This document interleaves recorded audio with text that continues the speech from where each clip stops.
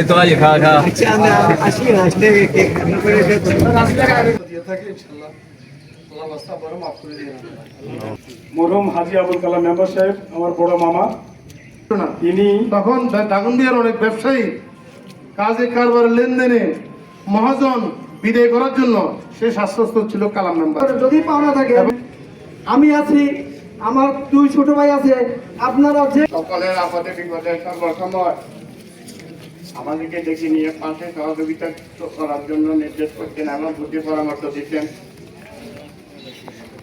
আর অতীতে সেই সময় বাদ দিয়ে আজকে প্রায় 7 বছর মসজিদের সভাপতির দায়িত্ব পালন করতেছেন।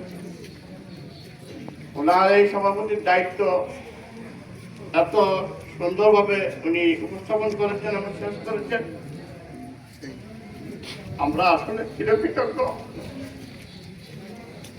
এবং আমাদের পরবর্তী প্রজন্মের যারা নতুনভাবে জীবিকা নির্বাহের জন্য বড় হচ্ছে, সবাই ইনশাআল্লাহ কালাম মেম্বারের মসজিদের শ্রমকে স্মরণ রাখবে। এই মসজিদের উসুলা ওনাকে আল্লাহ যেন জান্নাতবাসী করে। আর আমরা সমাজের পক্ষে সবার কাছে ওনার জানা অজানা ভুলের জন্য আমাদের এক কথা হয়, এক্সপ্লেনেশন বলতে ভালো মন্দ বলতে গেলে তার যদি মনে কষ্ট দিয়ে থাকে, আমরা সমাজের পক্ষ থেকে আল্লাহ তরফে ক্ষমা চাইতেছি। দয়া করে সবাই খাওয়া দিলে ওনাকে মাফ করে দিবেন, আল্লাহ যেন ওনাকে জান্নাতবাসী করে। সবাইকে ধন্যবাদ জানিয়ে আসসালামু আলাইকুম ওয়া রাহমাতুল্লাহি ওয়া বারাকাতুহু।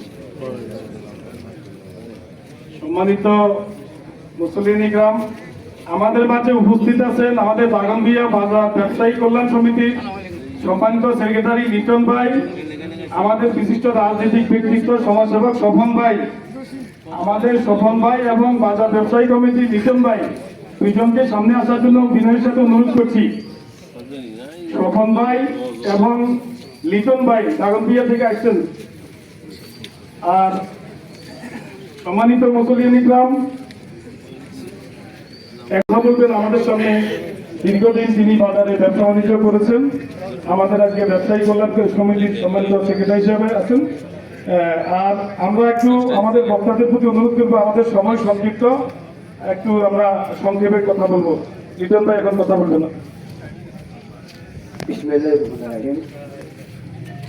কালাম মরহুম কালাম মেম্বার সাহেবের জানা জায়গা হলো মসজিদের আসসালামু আলাইকুম ওয়া রাহমাতুল্লাহ। মেম্বার সাহেব দীর্ঘ সময় ধরে ব্যবসা বাণিজ্য করেছেন, আমরা ছোটকাল থেকে দেখেছি। 2002 সাল থেকে ব্যবসায়ী সমিতির নির্বাচন থেকে ওনার সাথে আমার পরিচয় এবং সম্পর্ক গড়ে ওঠে। আমার আব্বাদের সাথে ওনার সম্পর্ক ছিল, তো যখনই দেখতেন, যখনই যেতাম, অত্যন্ত স্নেহ ছেলেদের মতো সুন্দরভাবে কথা বলতেন, উপদেশ দিতেন, পরামর্শ দিতেন।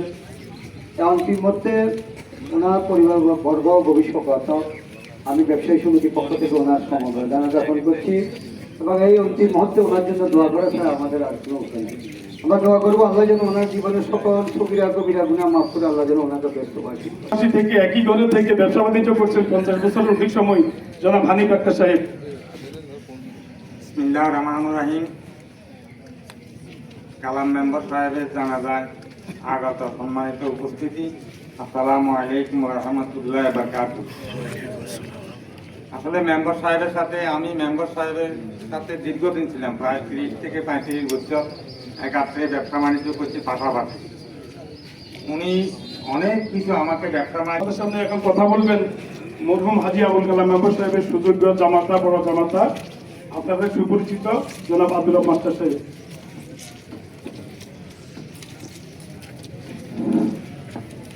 মরহুম আবুল কালাম মেম্বার সাহেবের জানাজা আগত মরহুমের শুভাকাঙ্ক্ষী, বন্ধু বান্ধব, ব্যবসায়ীবৃন্দ, এলাকাবাসী, আত্মীয় স্বজন, সর্বোপরি সকলের উপস্থিতি, আসসালামু আলাইকুম ওয়া রাহমাতুল্লাহ।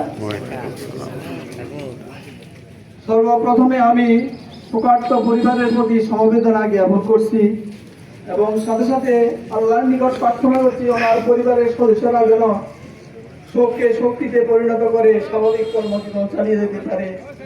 আমিন। এরপরে আপনারা যারা দূর দূরান্ত থেকে এখানে উপস্থিত হয়েছেন, আত্মীয় স্বজন, পাড়া প্রতিবেশী, সমাজবাসী, আকাঙ্ক্ষী হিতাকাঙ্ক্ষী আমরা পরিবারের পক্ষ থেকে আপনাদের কাছে কৃতজ্ঞতা প্রকাশ করতেছি। পরিশেষে আমি বলবো, উনি দীর্ঘদিনের ব্যবসায়িক জীবনে মনে থাকতেও পারে, নাও থাকতে পারে, মনের অজান্তে অনেকের সাথে অনেক ভুল বুঝাবুঝি হতে পারে, লেনদেন যে সমস্ত লেনদেন উনি করছেন, উনি দীর্ঘ 10 বছর পর্যন্ত লেনদেনের ভিতরে উনি নাই। উনি বাড়িতে ঢুকে গেছেন, ব্যবসা বাণিজ্য ওনার 2 ছেলেকে বুঝিয়ে দিয়েছেন। এর আগে যদি কোনো লেনদেন উনি আপনাদের সাথে কোনো রকমের কোনো ত্রুটিযুক্ত লেনদেন করিয়া থাকে বা আপনারা পাওনা থাকেন, আপনারা যদি পাওনা থাকেন, অনেক পুরানো লেনদেন মনে করেন, যদি পাওনা থাকেন, আমি আছি, আমার 2 ছোট ভাই আছে, আপনারা যে কেউ আমাদেরকে অনায়াসে বলতে পারেন, আমরা পরিশোধ করবো ইনশাল্লাহ, এখনই পরিশোধ করবো আমরা। যদি কেউ পাওনা থাকেন স্ব ইচ্ছায় আমাদেরকে বলবেন। আলহামদুলিল্লাহ। তো এখন সময় একেবারেই শেষ।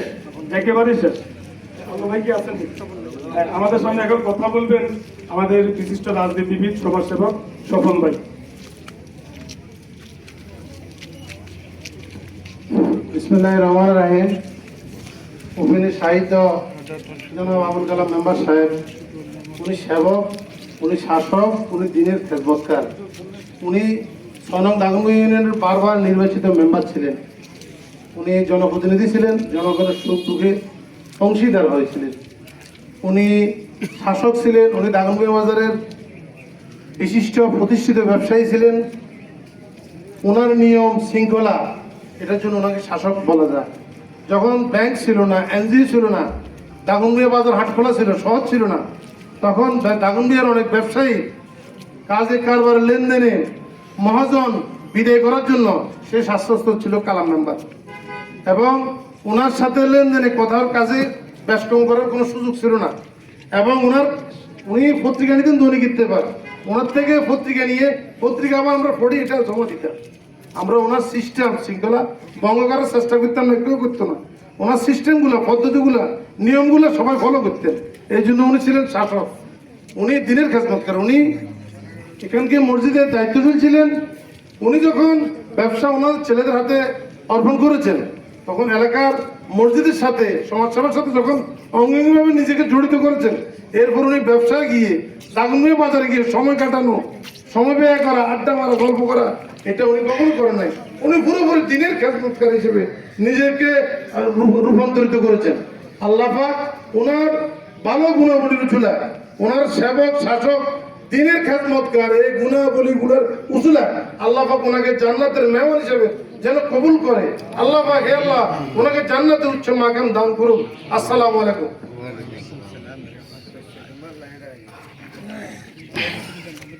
সম্মানিত উপস্থিতি, এখন ওনার বাগিনা দাগনভূঞা টাউন বানিয়েছে সত্য অধিকারী এবং অত্র এলাকার প্রসিদ্ধ সমাজের সম্মানিত সেক্রেটারি জনাব দেলোয়ার হোসেন বাহার ভাই সংক্ষেপে ওনার মামার সম্মানিত মুসলিয়ান ইকরাম, প্রিয় এলাকাবাসী, মরহুম হাজী আবুল কালাম মেম্বার সাহেব আমার বড় মামা। তিনি সবাই সবকিছু স্মৃতিচারণ করছেন। দীর্ঘ সময় তিনি দাগনভূঞা ব্যবসা বাণিজ্যর পরে এই সমাজের সবচেয়ে বেশি ওনার জীবনের ত্যাগ, সময়, শ্রম দিয়েছেন এই সমাজের জন্য, সমাজের মসজিদের জন্য। আমরা সমাজবাসীর পক্ষ থেকে, আমি একদিকে ওনার ভাগিনা, একদিকে সমাজের সেক্রেটারি হিসেবে দায়িত্বে আছি, আমরা সমাজের পক্ষ থেকে ওনার কাছে চিরকৃতজ্ঞ এবং ওনার আজকে মৃত্যুর সময় দোয়া করব মহান আল্লাহ রাব্বুল আলামিন যেন ওনার জিন্দেগীর সমস্ত গুনাহ মাফ করে ওনাকে জান্নাতুল ফেরদাউস নসিব করেন। আর সবাই ওনার জানা অজানা ভুল ত্রুটি থাকতেই পারে। আজকে শেষ বিদায় মুহূর্তে আপনাদের কাছে আবারও আমরা আমাদের সমাজের পক্ষ থেকে মাপ চাই নিচ্ছি। সকলে ওনাকে আল্লাহর ওয়াস্তে মাফ করে দেন।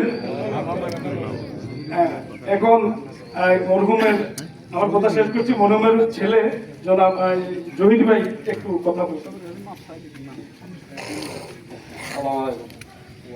আব্বা 80 বছর বয়স হয়েছে। এই রশিদপুর সমাজে ছোট থেকে বড় সব সময় সময়টি এই সমাজে এলাকাতে কাটাইছে। সালিশ দরবার, তারপরে বিচার, অনেক কিছু করছে। ইনশাল্লাহ কারো যদি কোনো মনে কষ্ট দিয়ে থাকে, ইনশাল্লাহ আল্লাহ রাস্তা আবারও মাফ করে দিয়ে।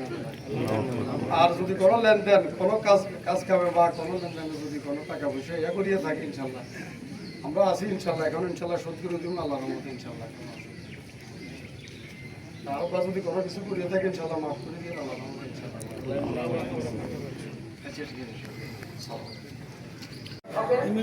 আর ওনার সম্বন্ধে যেহেতু আমি এখানে দীর্ঘ ধরেন না 17 বছর 2008 থেকে এখানে অন্তর্বর্তী ইমাম এবং খতিব হিসাবে আছি।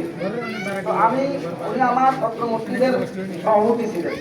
কিভাবে উনি কার্যক্রমগুলো করছেন আমি চোখে দেখেছি। খবর দিতে চান তাহলে এই চেষ্টা থেকে আপনাকে বাঁচিয়ে রাখতে হবে।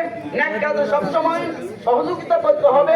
আইনুল উমুর আওসাতুহা, একবার উচ্চত যাবেন না, একবার নিম্নত যাবেন না, মধ্যম পন্থা।